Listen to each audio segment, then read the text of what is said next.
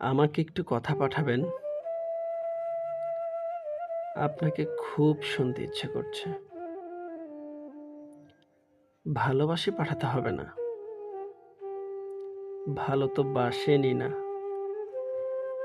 সেটা আমি জানি, টের পাই।